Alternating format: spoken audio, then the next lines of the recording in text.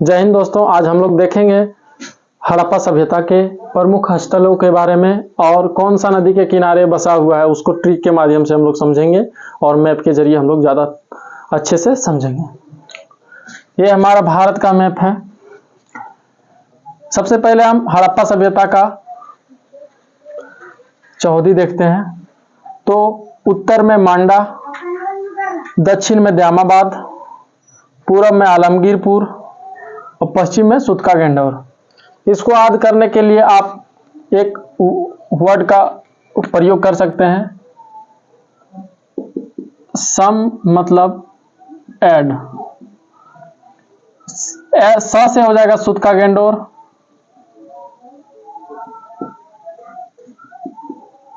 मा से हो जाएगा मांडा, ये से हो जाएगा आलमगीरपुर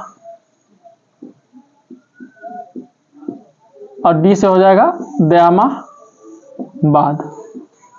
ये सबसे पहला ट्रिक।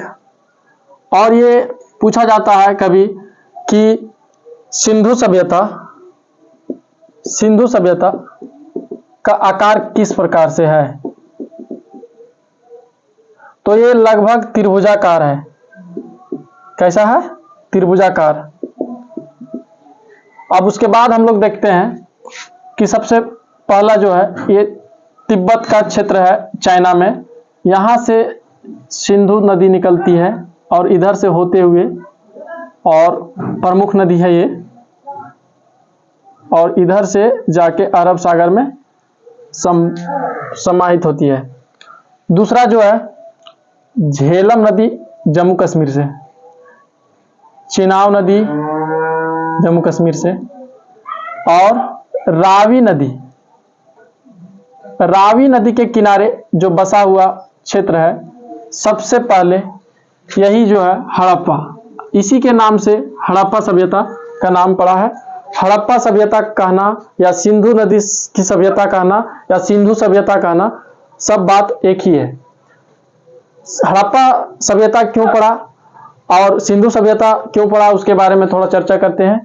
हड़प्पा एक क्षेत्र है जो रावी नदी के किनारे पंजाब का क्षेत्र है पाकिस्तान में, और ये रावी नदी के किनारे स्थित है, जो कि सबसे पहले हड़प्पा का खोज हुआ और उसी समय से इसका खोज जो किया, उत्खनन जो किया दयाराम साहनी ने 1921 में, और उसी समय से हड़प्पा सभ्यता कहा गया। जो प्रारंभिक क्षेत्र को खोज किया उसी नाम से हड़प्पा सभ्यता का नाम रख दिया कि हड़प्पा की सभ्यता।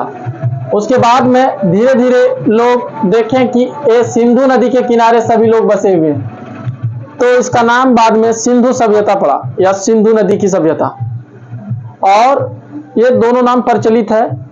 उसके बाद हम लोग देखते हैं हड़प्पा रावी नदी के किनारे है। हड़प्पा रावी नदी के किनारे सबसे इंपॉर्टेंट चीज है कि लोगों को याद नहीं रहता है। दूसरी है सतलज नदी, और यह क्षेत्र पंजाब कहलाया। पंजाब नाम क्यों पड़ा उसके बारे में भी आप समझें। जैसे जब नदी के किनारे से जब कोई जमीन रहता है, मतलब कोई गांव रहता है, उस नदी से अगर उस नदी जो वो क्षेत्र है उस क्षेत्र से एक नदी जाएगा तो उसको एक आप बोलेंगे। दो नदी व्यवस्थित हुआ है तो उसको दो आप बोलेंगे। अगर तीन नदी वहां से प्रभावित हुआ है तो त्रिआप बोलेंगे। अगर चार रहेगा तो चतुराप बोलेंगे। अगर पांच नदियों वही क्षेत्र को पार करती है तो उसको हम लोग पंजाब कहते हैं। इस प्रकार से पंजाब का नाम पड़ा। और यहाँ पे देख सकते हैं झेलम, चिनाब, रावी, सतलज और सिंधु नदी, इन क्षेत्रों को मिला के इसका नाम पंजाब पड़ा है।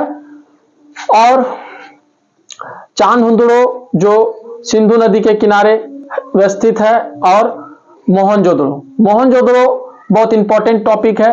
यहाँ पे सबसे पहले विश्व की सबसे प्राचीनतम शहरी सभ्यता, सुव्यवस्थित सभ्यता जो है वो मोहनजोदड़ो में है।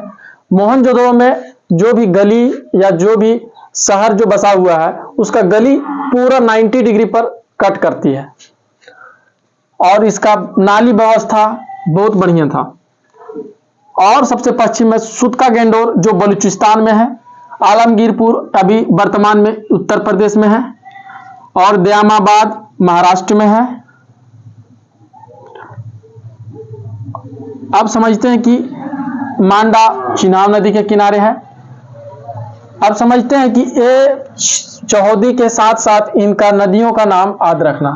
अधिकतर क्वेश्चन में पूछा जाता है कि मांडा किस नदी के किनारे स्थित है, तो इनका ट्रिक है डच है पर भारत में नहीं। ड से हो जाएगा दास्क नदी जो सुतका गेंडोर को दर्शाएगा। च से हो जाएगा चिनाब नदी जो मांडा को दर्शाएगा। पर है से हो जाएगा हिंडन नदी जो आलमगीरपुर को दर्शाएगा। और पर से हो जाएगा परवरा नदी जो दयामाबाद के किनारे है। कभी दयामाबाद के किनारे जो परवरा नदी है, कभी कभी क्वेश्चन में ऑप्शन में दे देता है कि दयामाबाद किस नदी के किनारे है, और उसमें परवरा नदी का ऑप्शन दे भी नहीं करता है और उसी समय गोदावरी कर देता है। तो गोदावरी का सहायक नदी ही परवरा नदी है, इसको याद रखिएगा। दूसरा हम लोग देखते हैं कि पंजाब में जो क्षेत्र है कौन कौन सा है। तो पहला एक आप वार्तालाप को सुन सकते हैं इसको। मोदी सरकार में पंजाब के लोग रो पड़े। रो पड़े मतलब रोपड़। तो रोपड़ अधिकतर पूछा जाता है कि रोपड़ किस राज्य में स्थित है, तो वो पंजाब में है। क्यों? मोदी सरकार के समय एक कृषि अधिनियम आया था जो किसानों पर लागू होता था। उस समय पंजाब के किसान अधिकतर रो पड़े और धरना प्रदर्शन भी किया। बाद में कानून को वापस भी लिया सरकार। तो उस समय से हम लोग याद कर सकते कि पंजाब के लोग रो पड़े तो रोपड़ में है। वन वाली से आप याद रखिए जंगल वाली।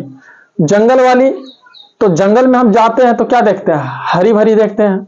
तो जंगल वाली हरियाणा याद रखिए इस तरह से।